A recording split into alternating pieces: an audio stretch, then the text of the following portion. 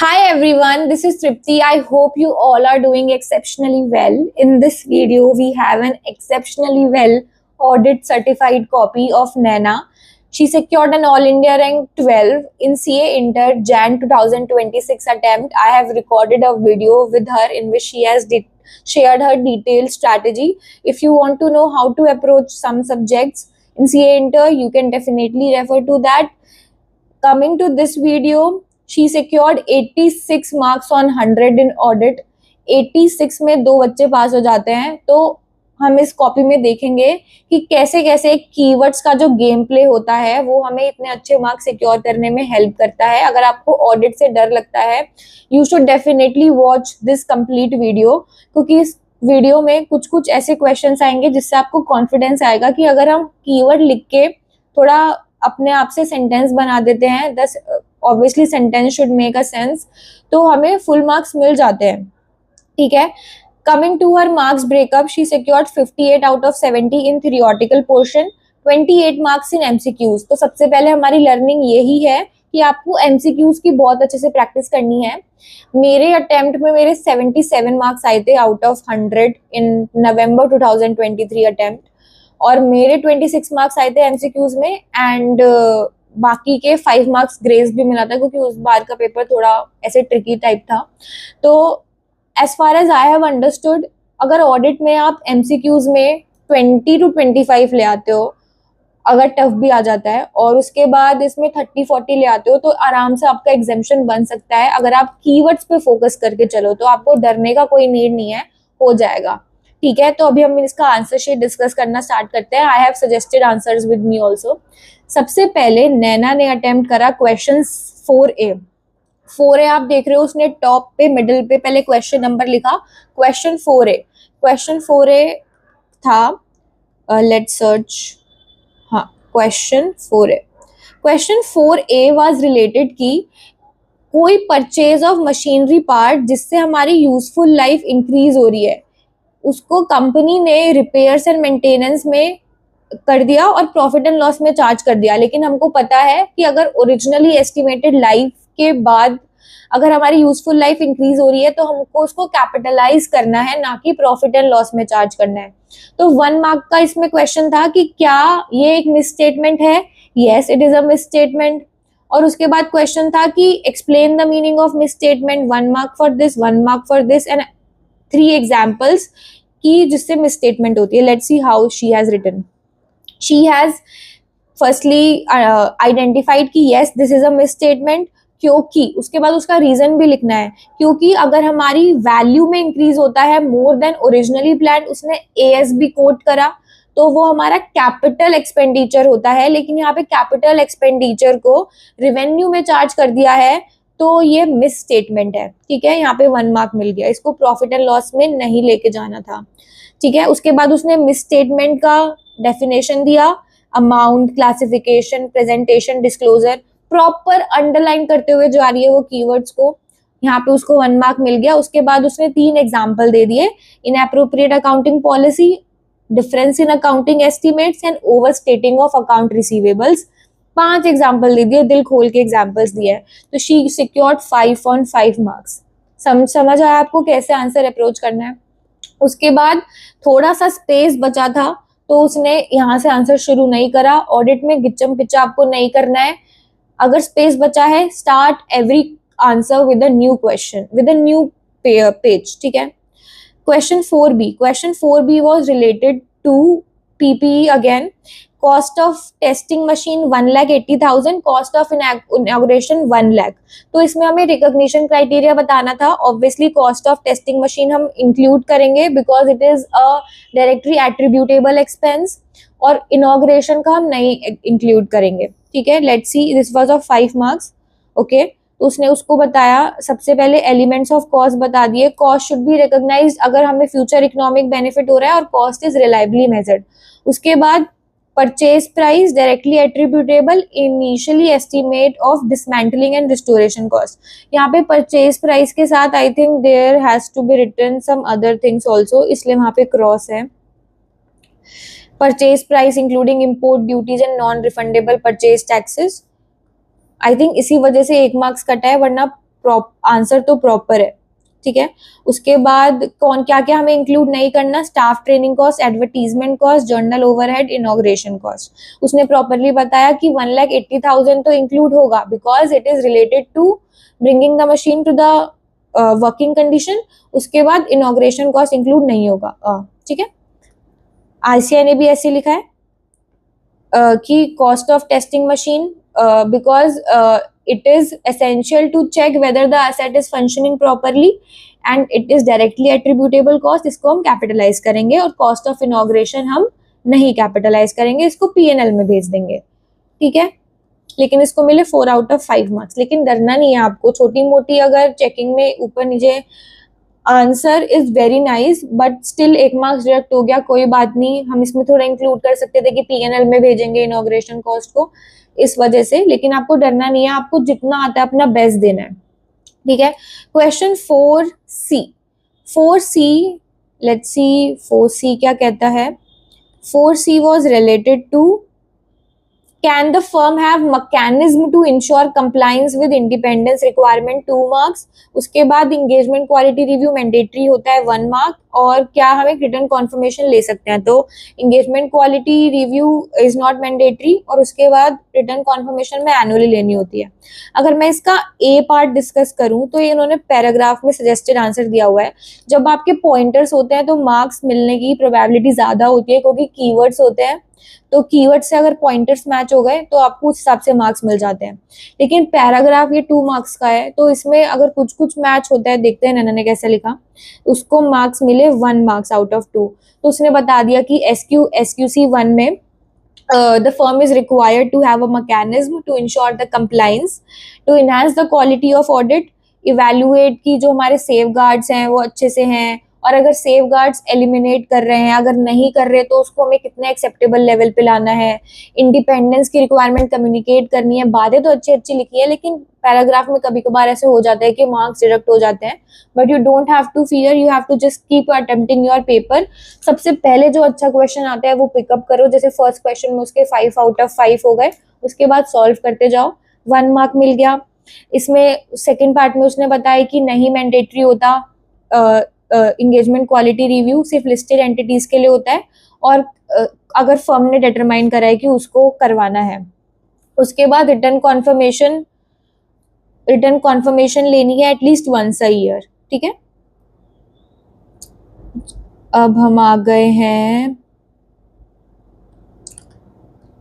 Question number 6 के ए पे। Question number 6, तो क्वेश्चन नंबर 3 हमारा कंप्लीट हो गया। थर्ड क्वेश्चन में she secure 12 marks out of 14। तो सबसे पहले अगर आप वो क्वेश्चन पिक करोगे जिसमें आपको बहुत अच्छे से आंसर आता है, तो आपका कॉन्फिडेंस बिल्टअप होगा और आपके आगे के क्वेश्चन में भी आपको फ्लो बन जाएगा, ठीक है। अब हम क्वेश्चन नंबर 3 पे आते हैं। क्वेश्चन नंबर 3 के A part was related question number 6 sorry, question number 6 she has attempted after this. Question 6 के फर्स्ट ए पार्ट है, इसमें 2 क्वेश्चंस में है 3 and 2। ये जो फर्स्ट पार्ट है इसमें बोला गया है 140 lakhs का हमारा आउटस्टैंडिंग बैलेंस है, 80 मार्क्स का सिक्योर्ड है, और 70 का प्रोविजन क्रिएट करा गया है। अगर 80 lakhs का सिक्योर्ड है तो 60 का अनसिक्योर्ड है, ठीक है। तो हमें पता है कि हमें 25% बनाना है सिक्योर्ड का एंड 100% अनसिक्योर्ड वैल्यू का। तो 80 lakhs का 20 lakhs she has given the calculation properly, और 140 माइनस 80, 60 का 100% 60 lakhs। तो हमें प्रोविजन 80 lakhs का बनाना है, लेकिन प्रोविजन बना हुआ है हमारा 70 lakhs का, तो 10 lakhs का शॉर्ट प्रोविजन बना हुआ है।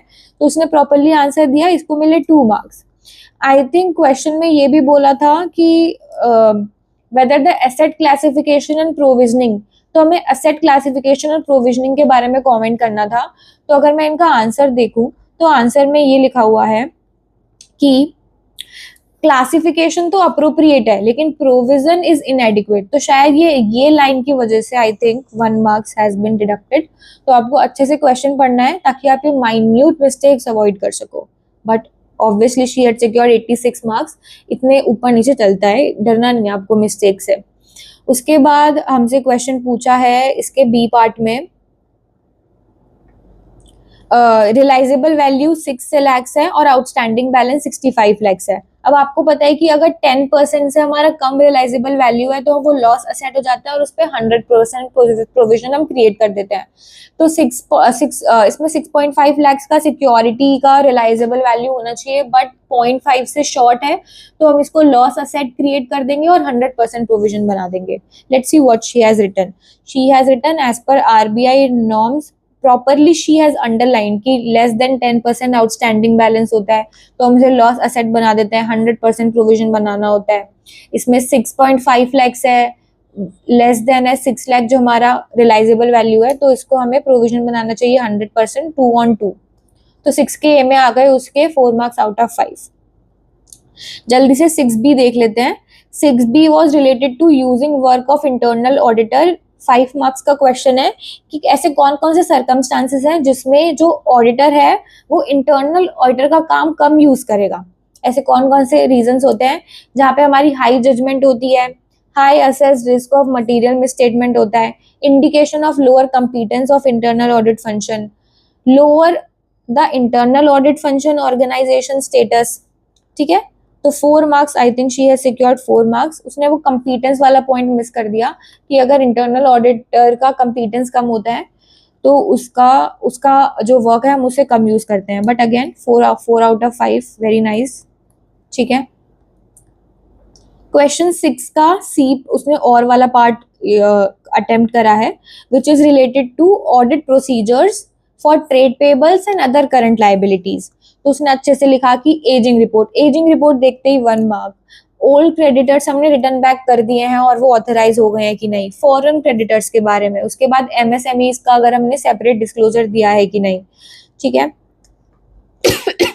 उसके बाद amounts, check the amounts with the supplier invoices and ensure that invoices are not recorded more than once. ठीक है, तो 6 क्वेश्चन में उसको मिले 12 मार्क्स आउट ऑफ 14। इस वाले क्वेश्चन में सी सिक्योर्ड 4 आउट ऑफ 4 मार्क्स। तो फर्स्ट क्वेश्चन में उसके आए 12 आउट ऑफ 12, सेकंड क्वेश्चन में भी शी सिक्योर्ड 12, फर्स्ट क्वेश्चन में उसके आए 12 out of 14 and second question में आए उसके 12 आउट ऑफ 14 अगेन। सो शुरू के 2 क्वेश्चन उसने वैसे पिकअप करे जो उसको बहुत अच्छे से आते हैं।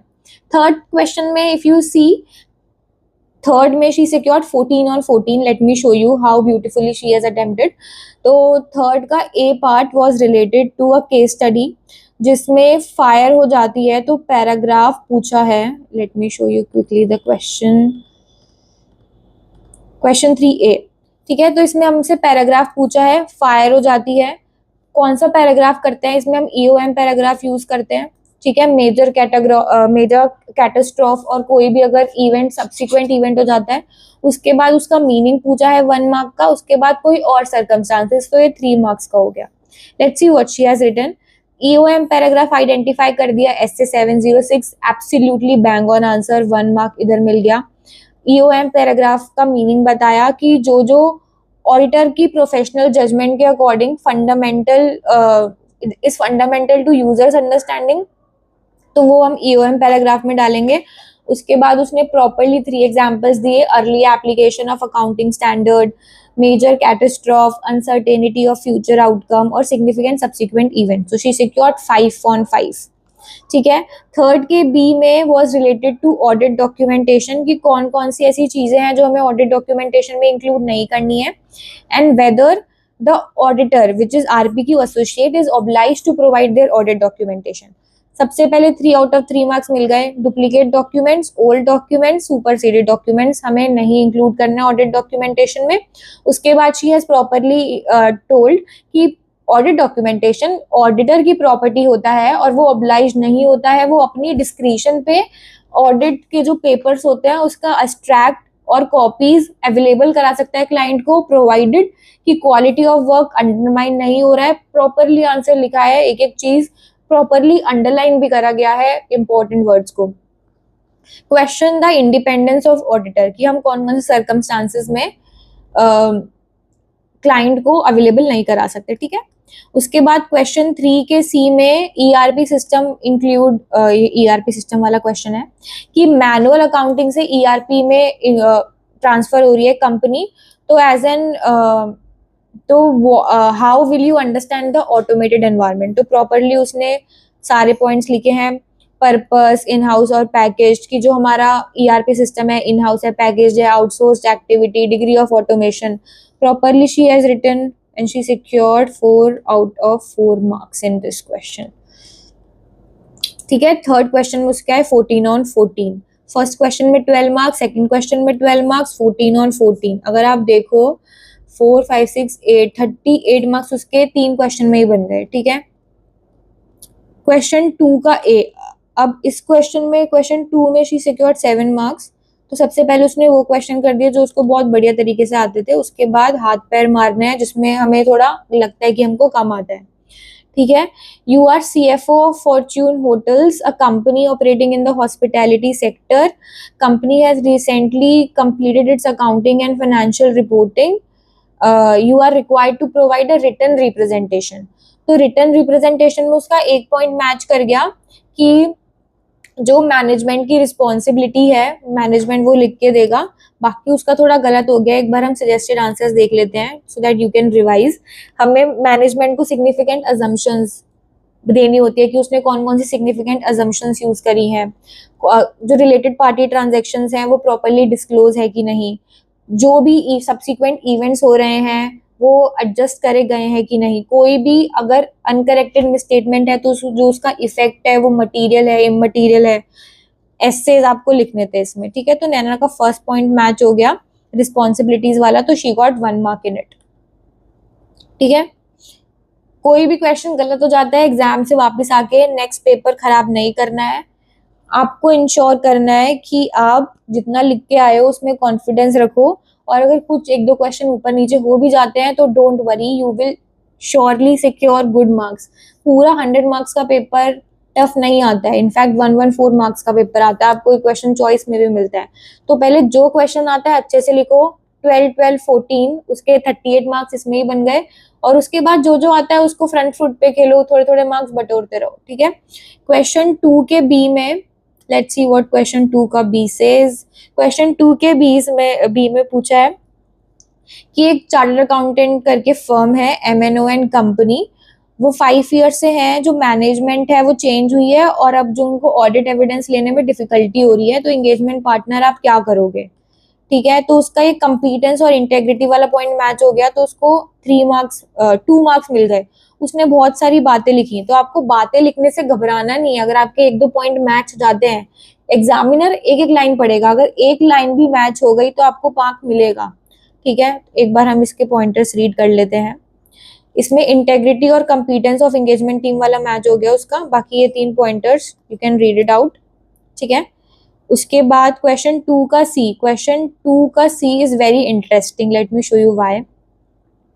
हम सबको पता है कि कारों में जो क्लॉज 2 होता है हम कैसे याद करते हैं, AS2 इज इन्वेंट्री, कारों का 2 second clause is also related to inventory.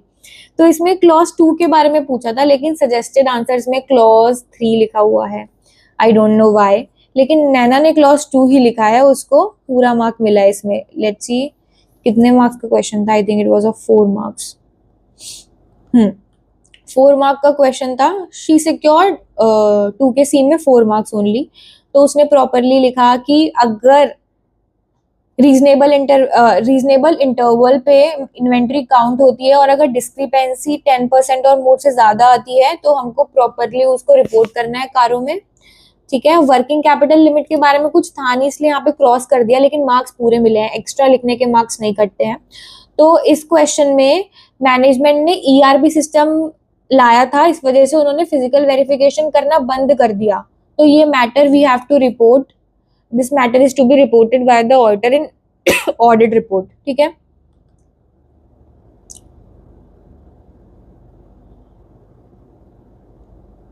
ठीक है, इस क्वेश्चन में बोला था कि जो मैनेजमेंट बोल रहा है कि फिजिकल वेरिफिकेशन हम क्यों नहीं करेंगे, क्योंकि the system itself ensure accuracy. ठीक है, तो इसमें कारों में हमको रिपोर्ट करते हुए चलना है। ठीक है, क्वेश्चन 1 का ए, लेट्स सी क्वेश्चन 1A। तो क्वेश्चन 2 में उसके 7 मार्क्स आए, लेकिन स्टार्टिंग में बहुत मस्त चल रहा था, तो आपको बेस्ट 3 क्वेश्चन सबसे पहले अटेम्प्ट करना है। क्वेश्चन नंबर 1 का A was related to responsibilities of engagement partner in relation to overall direction. ठीक है, उसने बहुत सारे पॉइंट्स लिख दिए, 8 पॉइंट्स लिख दिए। ठीक है,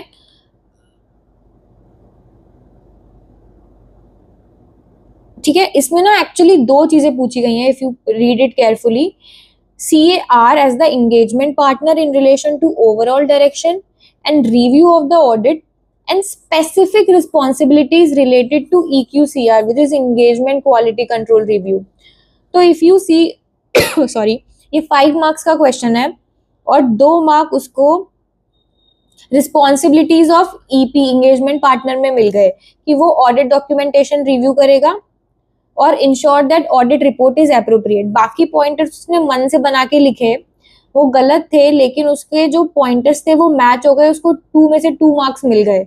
और स्पेसिफिक रिस्पॉन्सिबिलिटीज में उसने लिखा कि इंगेजमेंट पार्टनर डिटरमाइन करेगा कि whether the engagement quality reviewer has been appointed, significant matters, and the audit report has not been signed until EQCR is completed. अब इसमें अगर आप देखो तो इनका जो आंसर है स्पेसिफिक वाला, इंगेजमेंट क्वालिटी कंट्रोल रिव्यू, ये कितना बड़ा है, इन्होंने पैराग्राफ लिखा हुआ है, लेकिन नैना ने बिल्कुल प्रॉपर कीवर्ड्स के साथ लिखा है, तो आपको भी वैसे ही लिखना है। Engagement quality reviewer has been appointed, significant matters, जो ऑडिट रिपोर्ट है उसको डेट नहीं करना है before the completion of EQCR, engagement quality control review, और ये जो डिफरेंसेस वाला पॉइंट है, ठीक है। Firm policies and procedures if there is a disagreement between engagement partner and EQCR, ठीक है। इसमें देखो, the engagement team shall follow firm's policy and procedures. अगर डिफरेंस ऑफ ओपिनियन होता है तो फर्म की पॉलिसी और प्रोसीजर को हमको देखते हुए चलना है, ठीक है। इतने बड़ा पैराग्राफ के बजाय नैना ने बिल्कुल क्रक्स लिखा है, follow firm policies and procedure if there is disagreement, ठीक है। इसमें उसको 5/5 मिल गए। 1 का B was related to identify the SRS. Let me show you. तो 1 मार्क का हमको SRS आइडेंटिफाई करना था और डिफरेंस देना था 3 मार्क्स में रीजनेबल एश्योरेंस और लिमिटेड एश्योरेंस एंगेजमेंट में। तो उसने प्रॉपरली आइडेंटिफाइड करा standard on related services, assignment to assist the management of healthy food with the preparation and presentation of historical financial without obtaining assurance on that information. So this is standard on related services. और ये जो second वाला है, the assignment to examine the prospective financial information, तो prospective financial information के लिए standard on assurance engagement। उसके बाद reasonable assurance और limited assurance में difference देना था। Reasonable assurance is high but not absolute level of assurance, properly उसने definition दी। उसके बाद limited assurance का उसने बताया कि limited assurance engagement कौन से होते हैं जिसमें हमें lower level of assurance मिलती है as compared to reasonable assurance। उसके बाद elaborate and extensive process करा जाता है reasonable assurance जब हम देते हैं as compared to limited procedures जिसमें हम limited assurance देते हैं।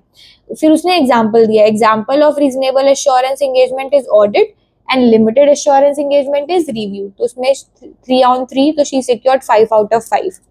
Question 1 पार्ट सी में we have been asked about letter of specific inquiry. So this is SA 501 जिसमें हम इन्वेंट्री, लिटिगेशन क्लेम्स और सेगमेंट रिपोर्टिंग की बात करते हैं। और ऑडिटर की रिस्पॉन्सिबिलिटी अगर मैनेजमेंट मना कर देती है ऑडिटर को एक्सटर्नल लीगल काउंसिल से मिलने के लिए, तो इसमें हमें लिस्ट इंक्लूड करनी होती है of all litigation and claims, management का assessment of outcome of each identified litigation and claims और क्या क्या उसकी फाइनेंशियल इम्प्लीकेशंस है, और क्या जो एंटिटी का एक्सटर्नल लीगल काउंसिल है वो कंफर्म कर सकता है कि मैनेजमेंट की जो असेसमेंट है रिगार्डिंग लिटिगेशन एंड क्लेम क्या वो रीजनेबल है, और अगर कुछ भी डिफरेंस आ रहा है, कुछ भी इंफॉर्मेशन इनकम्प्लीट और इनकरेक्ट है, तो कंप्लीट लिस्ट प्रोवाइड कर सकता है। अगर ऑडिटर की क्या रिस्पॉन्सिबिलिटी होती है अगर मैनेजमेंट मिलने से मना कर देती है, तो ऑडिटर को ऑब्टेन करना होता है sufficient and appropriate audit evidence by performing alternative audit procedure. और ऑडिटर को अगर sufficient and appropriate audit evidence नहीं मिलता देन वो SA 705 में अपना ओपिनियन मॉडिफाई कर देगा। तो इसमें नैना को मिले, she secured in this question 3 marks out of, I think this was a 4-marker question. This was 4-marker question, so she secured 3 marks. उसने बोला Identify all litigation and the claims individually. State that management, I don't know why it is wrong. ये correct है कि proper list of litigation and claims देनी है. State management assessment of future outcomes of claims. ठीक है. उसके बाद request करो कि एक्सटर्नल लीगल काउंसिल कंफर्म कर दे मैनेजमेंट के असेसमेंट. तो उसमें यहाँ पे उसको 2 मार्क्स मिले आउट ऑफ 3. वैसे यहाँ पे 3 मिलने चाहिए थे, बट कोई बात नहीं, छोटी मोटी मिस्टेक्स चलती रहती है, हमको इस पे ध्यान नहीं देना है. हमको जो अच्छे से हमने लिखा है, अगर एक आधा मार्क्स 10% का वेरिएशन हो भी जाए तो दैट्स ऑल राइट. ठीक है. अगर मैनेजमेंट रिफ्यूज कर देता है तो उसको ऑल्टरनेट ऑडिट प्रोसीजर परफॉर्म करना है. ठीक है. If unable to obtain evidence sufficient and appropriate audit evidence, तो हम SC 705 में अपना ऑडिट ओपिनियन को मॉडिफाई कर देंगे. उसके बाद मैंने ये भी लिख दिया कि हमको रिटन रिप्रेजेंटेशन लेना होता है regarding all litigation and claims. ठीक है जी. अब सो शी सिक्योर्ड. अब हमारे सारे क्वेश्चन डिस्कस हो गए हैं. क्वेश्चन नंबर 1 जो कंपलसरी था उसने वो लास्ट में अटेम्प्ट करा, उसके आए 13 मार्क्स. क्वेश्चन नंबर 6 और 4 में आए उसके 12 मार्क्स ही, तो उसने सबसे पहले अटेम्प्ट करा. उसके बाद आए उसके थर्ड क्वेश्चन में 14 मार्क्स और लास्ट क्वेश्चन में 7 मार्क्स. तो अगर आपको कंपलसरी क्वेश्चन करना है तो उसको लास्ट में करो, क्योंकि वो आपको करना ही करना है. सबसे पहले आपने 3 बेस्ट क्वेश्चन पिक कर लो. ठीक है. जब आपको रीडिंग टाइम मिलता है, eliminate that question that you do not know, do not look at it. आपको उस पर कभी वापस आना ही नहीं है. और अगर किसी क्वेश्चन में 2 क्वेश्चन है और करके चॉइस है, तो ध्यान से देखो, एनालाइज करो, टेक 30 सेकेंड्स टू नो कि which part do you know better. अगर आपको जौन सा पार्ट अच्छे से आता है वो आपको अच्छे से करना है. And make sure that you don't panic. I remember when I went to my audit exam, I was panicking as hell. But जैसे जैसे मैंने जो क्वेश्चन पिकअप करना शुरू करा जो मुझको अच्छे से आता था, उसके बाद कॉन्फिडेंस बिल्ड होता है. Give proper mock test papers, see the answer sheet. I will pin this answer sheet in a Google drive link and I will pin that in the comments. Please take it out कि जो toppers की answer sheet है वो कैसे answer लिखते हैं, और आपको कॉन्फिडेंस भी आएगा देख के, क्योंकि एग्जैक्ट लैंग्वेज कोई नहीं लिख सकता. हमको ऐसे लगता है कि अगर हम एग्जैक्ट लैंग्वेज लिखेंगे तभी हमको मार्क्स मिलेगा, लेकिन अगर आप कीवर्ड्स मैच करोगे और प्रैक्टिस करोगे, थोड़े बहुत ICAI की चेकिंग में ऊपर नीचे भी होगा, you don't have to blame that, you have to work on yourself. तो आपके अच्छे मार्क्स आ जाएंगे. MCQs की प्रैक्टिस आपको BS पोर्टल पे जो PDF होती है उससे करो. टीचर्स जो होते हैं, I took the classes of Shubham Keswani sir, तो वो अपने चैनल पे बहुत सारे MCQs भी डालते रहते हैं. तो आपको वो MCQs अच्छे से प्रैक्टिस कर सकते हो, केस स्टडी प्रैक्टिस कर सकते हो. MCQs पे ICAI has given a lot of MCQs. उसके बाद एक मटेरियल देख लो कि आपको कौन सा मटेरियल फॉलो करना है. उस मटेरियल के बाद आपको किसी और मटेरियल पे नहीं जाना है, क्योंकि ऑडिट एक ऐसा सब्जेक्ट है जिसमें आपको बहुत बार मल्टीपल रिवीजन करनी पड़ेगी, बहुत बार रट्टा मारना पड़ेगा, पॉइंट्स अपने दिमाग में बिठाने पड़ेंगे, और एक फोटोजेनिक मेमोरी क्रिएट हो जानी चाहिए आपके दिमाग में. अगर आपने 10 मटेरियल रेफर करे तो आपको एंड में बहुत डिफिकल्ट होगी. जब आप फर्स्ट टाइम अपना रिवीजन कर रहे हो, उसमें मेक श्योर कि आपको अपने फैकल्टी के नोट्स रेफर करने हैं, या फिर आपको ऑडिट मॉड्यूल रेफर करना है ICAI का, या whatever you want to refer, you want to make your own notes, but make sure that you follow it till the end of your exam. All the best, give at least 2 mocks and make sure that you are not panicking. If you panic, then you won't be able to write with full confidence, और confidence के साथ जाओ और अच्छे marks आने से आपको कोई नहीं रोक सकता. All the best. Make sure to subscribe this channel. I will bring more videos. FM का certified copy का I have already uploaded. If you want, you can check that out. And I will keep uploading more videos. If you like this video, then hit a like. Bye bye.